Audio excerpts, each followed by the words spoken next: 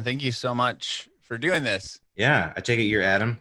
I am Adam. Yeah, my Hey, wife is Adam. Tara. She's downstairs with our Nice. 2 kids. So Cool. Thanks for having me. yeah, of course, man. So our podcast is about your journey in the music industry and how you guys got to where you are today. I know this is your fifth album coming out, Yep. or it just came out. I mean, Yep. so we can talk about that record as well. But tell me, where did you grow up originally? I grew up in Maryland with Jesse Gentry, who's the bass player in our band, in the Get Right band. So we grew up together. All our first bands were together, playing in like little pop punk bands and in high school, covering Green Day and stuff. And then getting more into rock and reggae and funk. And then we stayed connected all these years. And I moved to Asheville, North Carolina in 2011. And then a couple years later, he joined me here. And then a couple years later, we met JC Mears, who's the drummer for the band. And here we are. Wow. What was the first instrument you learned how to play? Guitar is the first serious instrument. I started playing piano. I was definitely feeling drawn to music. And we had a electric piano in the house. So I took a couple lessons and was trying to teach myself some things, but wasn't really connecting with it that much. And then I actually was in the basement looking for something and stubbed my toe on an old like guitar case that my parents had from college, just like playing some hippie folk songs around the campfire. And yeah, pulled that out and just immediately loved it. It was out of tune and missing strings, and was like, "Yep, this is the thing." Yep. It was your parents? You said? Did they play or not really? But they had it. They had learned some stuff in college, and then my dad actually kind of restarted playing when I started, and part of our deal was that they would pay for guitar lessons for me, and I would come home and show my dad what I had learned at guitar lessons. So he was kind of taking lessons from me as I was taking lessons from the teacher, which was obviously, of course, a good way to like really integrate the material. And he's kind of trailed off a little bit these days, but yeah, he can play. That's cool. That's actually a really cool concept. I might try that with my kids. Like, hey, you learn this and then come teach me. Yeah. And then, like you said, teaching it and then learning it and then teaching it. I'm sure it helps. Really helps you synthesize it. Definitely. Sure. Cool. So then how about getting the Get Right band started? So that was when you moved to North Carolina? Yeah, I was playing in a band called Soulgrass Rebellion. This is maybe 2009, 10, 11, something like that, for a few years. And the drummer in that band, Chris Pyle, he and I formed the Get Right band together. I'm skipping a step, I guess. So anyway, Soulgrass Rebellion lost a bass player, and I called my old childhood friend, Jesse, who was at the time living in the Virgin Islands. And I said, hey, do you want to possibly leave that tropical paradise and that kayak tour guide job and move to Asheville and join Soulgrass Rebellion? And he said, yes. He moved up here. Not too long after he moved, that band kind of fell apart. But three of us in the band, me, Jesse, and Chris Pyle, the drummer, formed the Get Right band. That was in 2011. And then Chris was our drummer for a couple of years. And then eventually he left and was replaced by our current drummer, JC. Okay. Wow. So you got him to move from the Virgin Islands back to North Carolina to just play drums. Yeah. I mean, he and his girlfriend were already kind of ready to get move out. Yeah. But still, that's pretty awesome. It's very cool. Yeah. Well, tell me about that first band, or the band that he joined. Yeah, Soulgrass Rebellion. Soulgrass Rebellion, sorry. So with that, you're obviously taking that band seriously enough to want to recruit members, and were you guys signed to a label or anything, or touring? No, we were touring, but not super heavily. It was kind of like a folk rock band with a reggae flavor. And Yeah, we were touring the East Coast and put out an EP, and we're in the process of working on our first full length when one of the members had a second kid and kind of wanted to get off the road, and things sort of disintegrated from there. But the other three of us in the band wanted to keep going and maybe push into some kind of more rock and roll directions. So it sort of worked out. With that band, were you booking the tours by yourself? Like, tell me a little bit about getting that band off the ground a little bit. Soulgrass Rebellion. Yeah. Yeah, we were doing things pretty independent. We had a manager out of Asheville that was helping us with booking some stuff for a while. But yeah, it was a pretty independent project. Cool. And then when you started the Get Right band, same thing, just same trying thing, to book shows and and we in particular when JC joined the band, which I think was in maybe 2013, we were all like really wanting to hit the road hard, and just touring all over the place, playing shows, and gradually, as I'm sure you sort of start to step up the level, the quality of things, and then also like pull up that bottom and say like, oh, we're not going to play that kind of show anymore. Sure. So that's been kind of the process, but more importantly, connecting with new fans and trying to grow that family. And this new record, Itchy Soul, has kind of been an exciting step in that direction. It feels like a lot of new people have come into the fold. Why do you think that is with the new album? I don't know. I mean, I think it's better than our other records, but I'm biased. But I also just think it's been an interesting, we released it on May 23rd, so right in the middle of quarantine, which has been, there have been pros and cons to that, but I think one of the benefits is just, I just feel like more people are looking to connect. People are, they might literally have more time on their hands to listen and to try new things on Spotify or whatever. But I also just think there's been, maybe people are in like a more kind of open frame of mind when they're hearing it, or more desperate for connection, which is kind of the thing that we're always talking about. It's, it's really all about making that connection, hearing from a fan that, this particular song moves them or means something specific to them. And we've just been hearing more of that these days with this record, which is great, exciting. Yeah, that is really exciting.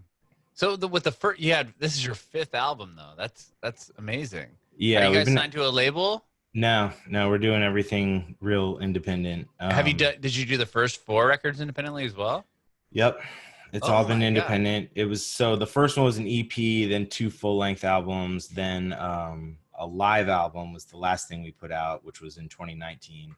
And then, this year's the 5th one. Wow. Well, what about that? Tell me about the first, recording that first EP. Yeah, it was, I mean, every album is such a learning experience, it's like by the time we're wrapping up the first one, we're like, oh man, I can't wait to start the second one, because now we kind of know what we're doing. And then that's true every time. Every at the end of the 4th album, I was like, man, we really didn't know what we were doing there. Like, I can't wait to start the 5th album, which maybe goes on forever. I don't know. But yeah, the first EP, that's the only record we made with our original drummer. So that's one thing that makes it pretty different from the other albums. And Chris Pyle's a great drummer, but he's also like a really good percussionist, and has a lot of like world music background and just a massive collection of cool percussion instruments that he's collected from all over the world. So that certainly brought a unique element to it. But it was also still like, it doesn't sound, necessarily drastically different from where we're at now. Like, in some ways, I actually think the songs on the first record and the songs on this record are closer stylistically than maybe some of the other albums where we really went off into some other directions. Yeah, I think it was a little more indie rock at the time. And certainly this new record is is pretty straight up indie rock, psychedelic indie rock, as opposed to some of the other albums have gone more in some funk or reggae directions. Mm-hmm. So and you felt that with like even the first full length you put out? Yeah. Do you know why there was that shift? I think we're just always trying to do something different and just kind of following whatever is creatively interesting to us at the moment without trying really to adhere to any like expectations. And in fact, I guess really trying to specifically defy any kind of expectations. So, you know, sometimes we're just influenced by what we're listening to. And we were just getting into a, you know, funkier direction at that time, and nowadays things have turned a little bit back toward just kind of the straight ahead rock thing. Yeah. Nice. And would you guys typically, like, you know, put out the EP, tour, you know, come back, write the first record, tour? Is that kind of the process, like recording, tour, recording? Yeah, it's actually not really the process for us. I know that's kind of the standard process. We're sort of we're kind of on like a constant process. It's not as much of a cycle. Like I feel like a lot of bands have like a real album cycle, like you're saying, where they like write it, record it, release it, tour it. Whereas I feel like we're except for now, we've basically been like permanently on tour, and also permanently writing and putting out new songs, not releasing, but adding them to our live shows. So like, unlike a lot of bands where once the album comes out, that's when you start playing those songs. Like a lot of times we're playing songs before they come out, just because I don't really know why. That's just, we haven't gotten into that sort of normal cycle. Like, I think we all get like, I get very antsy about wanting to add new songs. If just having one or two new songs in a tour, or a show really helps me feel kind of refreshed about all the other ones and not feel like we're just sort of like doing something stale, you know? Yeah. Doing the same thing over and over and over again. Yeah. And that's, you know, that's a real thing when you're touring a couple hundred shows a year, and, you know, you only have so many songs. And then it also gets to a certain point where you have certain songs that the fans want to hear every night. You end up playing these same songs 200 times a year, and you got to figure out how to make that interesting and exciting and not and not just be some kind of like going through the motions thing. So one of the big ways we do that is just by adding new songs, which makes us, you know, just feel generally refreshed. Well, you have 5 records now, so do you kind of just intertwine? Totally. Yeah. Just kind of all over stuff out. Yeah, we're gonna be we're doing a live stream on July 31st, where we're gonna play this new record straight through, because we obviously weren't able to do the album release show because of the pandemic. So that's what we were gonna do there, is play it straight through. And we're normally a trio, but we're bringing in a guest musician for that to kind of help us get things a little closer to how the record actually sounds. But with the exception of that show, our shows really pull from all 5 records. And there's some, I mean, we're already playing some songs that are newer than the new album we just put out. So we're just kind of cranking them out all the time. Yeah. So you're even playing stuff that you haven't even released yet. Totally. Yeah. Wow. That's cool. Yeah. For better or worse. It's what's fun for us. Yeah. Well, with this live stream, how are you guys going to do it? Are you all going to be in the same place? Yeah, we're doing it from a music venue, the Orange Peel, which is kind of the premier awesome venue in our hometown of Asheville. And there's going to be no audience, but it's a huge stage and a huge room, so we can be pretty comfortably, you know, socially distanced even on stage. And then we're going to just rock it from that stage with a giant empty room. Are you guys prepared for that? That might be kind of weird though, right? Like addressing nobody. You're gonna kind of have to. Totally. Yeah, we've done a couple. We've also, like, I saw a meme the other day that was like, I've been playing, you know, mostly empty huge rooms since before it was cool or something, you know. I mean, Yeah. we've had some experience playing big empty rooms, that's for sure. That's funny. Part of the territory. Yeah. Wow, that's cool though. Like with the other live streams you've done, has it just been like you solo, or have you done stuff I haven't together? actually done any solo live streams. I really lost interest in playing solo maybe probably like a decade ago. Really? Yeah, I just don't really like it. I don't feel like it highlights what I like about my songwriting, and it's just not really very fun for me. So I basically don't do that at all. So when quarantine first hit, my girlfriend is also a musician, so we did some stuff together Oh, as a that's cool. duo, and me and the bass player from the Get Right band did a duo one, and then we've done a couple of full band live streams where we can, like, we did one in my backyard where we were all like 12 feet Spread apart. Yeah. Everyone's just setting up their own gear and wearing a mask and doing it carefully, and seems to work out pretty well. Yeah. And then it's just fun to be able to play a show. It's been, we haven't taken a break like this ever. Yeah, I know. A lot of bands are just like, what do I do? Yeah. So used to just being either on the road or working on a record and then on the road. Yeah, totally. Man, I mean, aside from the live streams, I saw you guys released like a little documentary. That's kind of cool. Yeah, that was really cool. We filmed just while we were making Itchy Soul. We were filmed some behind the scenes stuff. I'm I guess a filmmaker. I feel like I haven't embraced that word with any confidence now yet, but I make music videos mostly. That's rad.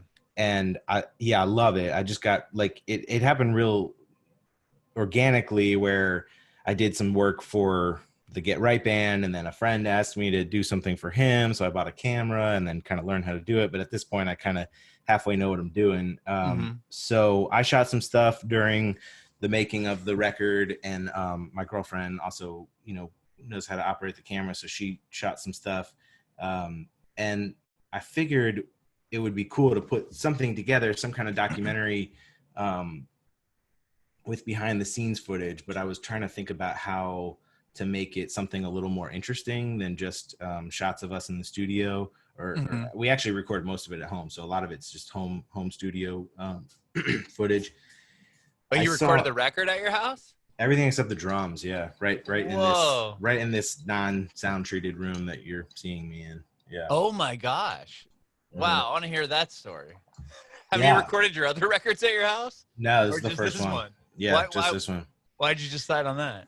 We wanted to, it was our drummer, JC. It was his idea, and I thought he was crazy when he brought it up, but we've been getting, I guess, just progressively more experimental in our process, in terms of effects and writing in the studio, and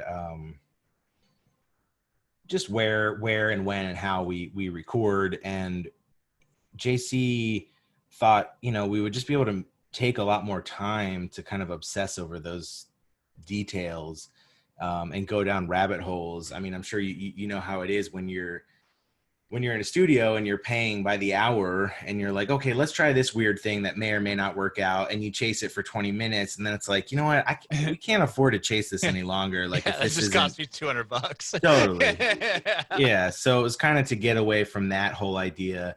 And the equipment, recording equipment is such that you can really get phenomenal sounds anywhere.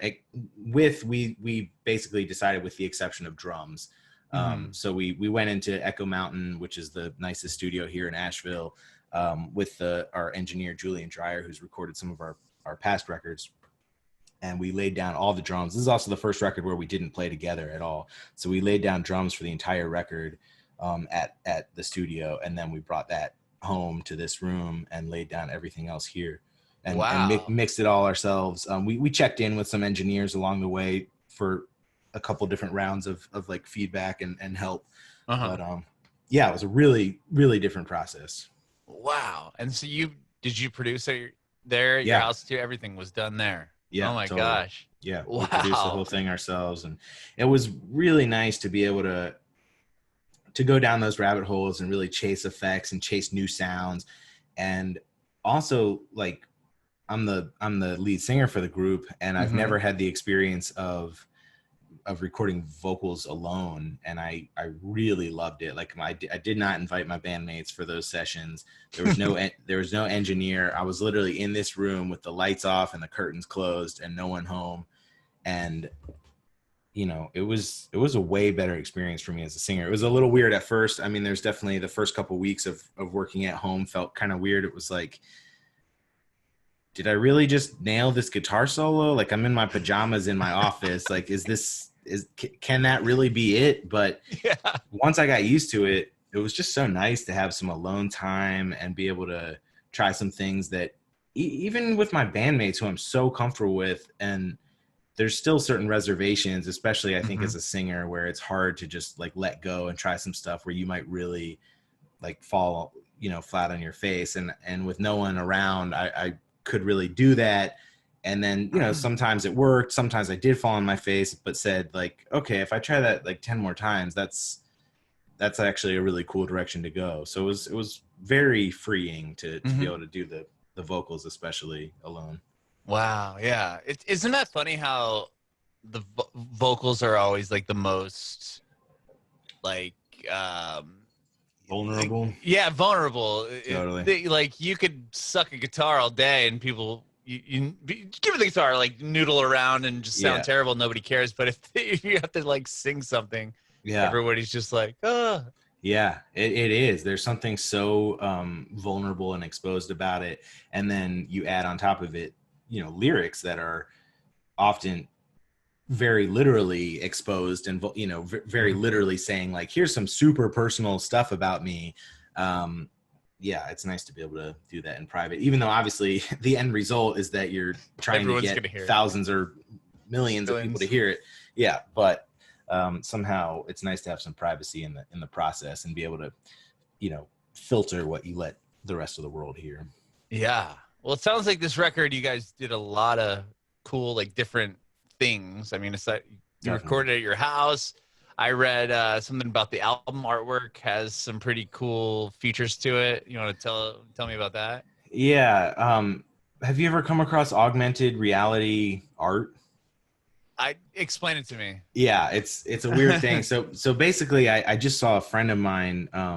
I'd never heard of it, but a friend of mine posted that a video of her. She went to an art gallery that was augmented reality. So basically, you download this app on your phone, and then you point the phone at this piece of artwork and look at it through your phone, and on your phone the piece of artwork comes to life. Come to life. Ah, I Yeah, got it. so Okay, I've so seen if stuff you like that similar. right, so if you download the app, it's called Art of Eve, and then you point it at this, this like starts moving and music is playing and it starts morphing into other things and it's all psychedelic and weird. And as soon as I saw that post that my friend made, I was like, well, that has to be our record cover. And then it turned out to be super easy to do to it. do. Yeah, I was gonna ask, like, how did you just like research how to figure out how to do that?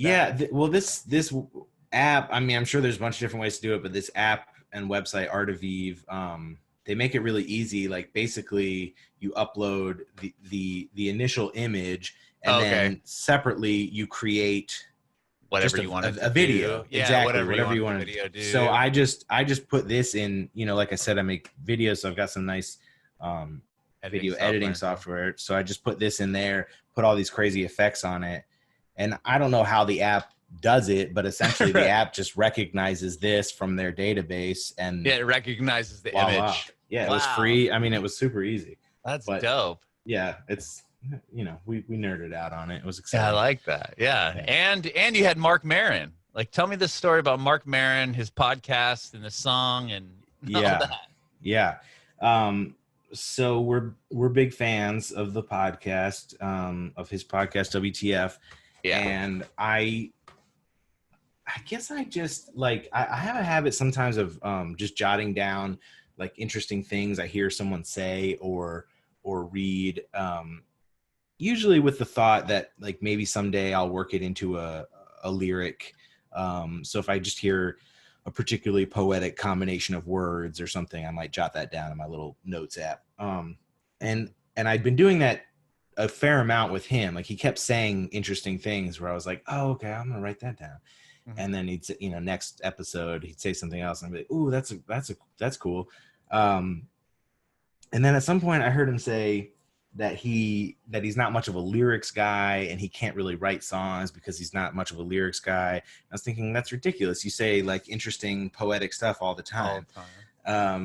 So I eventually took all these quotes and shaped them into a song from a bunch of different podcast episodes and, wrote music around it. And then we sent it to him and said, we made this thing. Is it cool if we record it?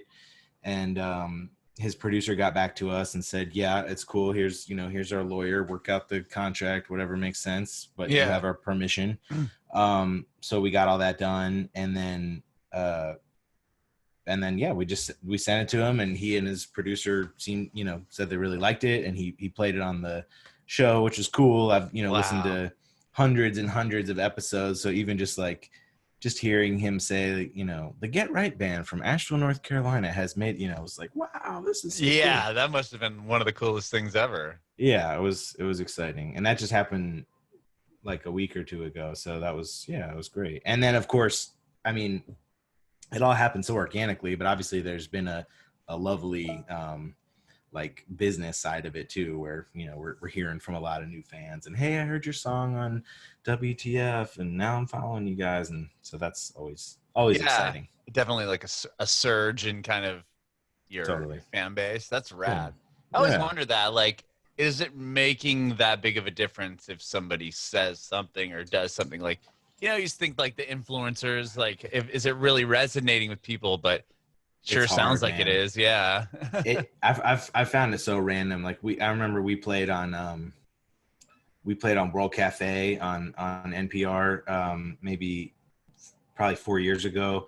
And I just, I thought like, okay, the next day we're going to sell, 500 albums or something. Like this is going to be like such a big deal. And it was just, it was not at all. Like nothing tangible happened. It was an awesome experience for us. And I'm sure we did earn some new fans and reach some new ears, but it did, it was not a sea change or anything. Right. And neither has the Marc Maron thing, but like still, at this point we're just excited to have any new fans, new connections. And then, you throw it on the resume.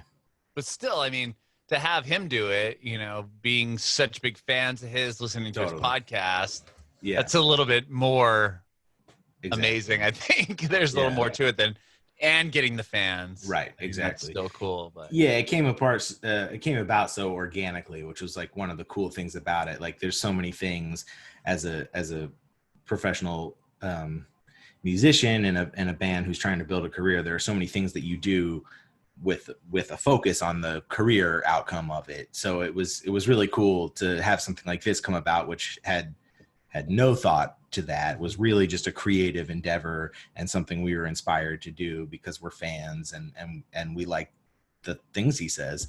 So, and it just came about in a really nice organic way. Were you guys pretty shocked when the producer got back to you? Like, did you just think we had actually, he'd been really responsive. Cause we sent like a demo version of the song to them, when we wrote it maybe 3 years ago. And he actually played that on the podcast too, which we were not expecting. And we were happy about, but it was also kind of like not our best, it was a demo recording. It was not like, it wasn't the best thing we wanted to show people. So, so the producer had been like really responsive and just, super cool and nice and friendly. And so this time around, it was kind of like, hey man, you remember us? And he did. Yeah. That's awesome. And it was the same song from 3 years earlier, just same song, but just way better produced everything. Yeah. Rad. Wow. So okay, so you got the new record's out. You're playing it in full here, coming up on a live stream, which will be awesome. And then Yeah. what from there? Like, is it weird putting like with the record out during this quarantine? Like, is it hard to kind of figure out little things to do to keep supporting it? Yeah, it's way weird. Obviously, one of the biggest things every band does to support their release is tour, and that's where you sell a bunch of albums. It's also where you can get a lot of press. Like if we're touring to DC, we're much more likely to get some DC press than if we're 800 miles away in Asheville, obviously. So all that stuff is just gone totally out the window. So yeah, we're trying to be creative about keeping the momentum going. We've been things have been going really well for it on a lot of like online outlets like Spotify and YouTube and stuff. So we try to push that stuff. We're really big into music videos, so we're always trying to push that. We had a couple of like kind of big production plans that had to stop because of the pandemic, but we now have a couple new plans that are like can be safely executed. So we're starting to work on a couple new videos, and we did make one video during quarantine that's like a construction paper animation kind of thing. Oh, cool. Yeah, so just it was something I'd always wanted to do, and I was like, well, now I have a whole lot of time on my hands, so it's time to do it. Yeah, I'm gonna do it. I'm gonna cut up a million little tiny pieces of paper and make them move around. So it was fun. Yeah, and we're trying to do different things like that little mini documentary that you talked about, and just different things like that to keep the fans engaged, but also keep ourselves engaged and keep the momentum going on the new record. Very cool. Well, thank you so much, Silas, for talking to me today. I appreciate it. Yeah, man. Thanks so much for having me. Yeah, I have one more question. I want to know if you have any advice for aspiring artists. Yeah, sure. I mean, at this point, I feel like all jaded and grizzled about the music industry. It is kind of brutal, and I think people should know that and should be realistic about that going in, like what you are chasing. And I'm not even talking about massive fame. I'm just talking about general, like basic level of making a living in the arts is just statistically so unlikely. So you really need to my advice basically is like, really check in with yourself and make sure that you think this is the right path for you, because honestly, I think if there is another path for you, you might seriously want to consider it. This is a great path for people who have no other choice, which is myself. Like this is the only life for me to be happy. So like, if that's where you're at, go for it. And then my advice is just do everything you can to increase your chances, because what you're trying to do is statistically insane. So anything you can do to bring that from like 1% to 1.5% to 2%, whether that's through business means or obviously always like honing your craft. I mean, there's no point in doing any of the business and career stuff if you're not putting on a great show with great bandmates and great songs and great records. And yeah, so that's a lot of general advice. Be really good if you're going to do this. Bring it back.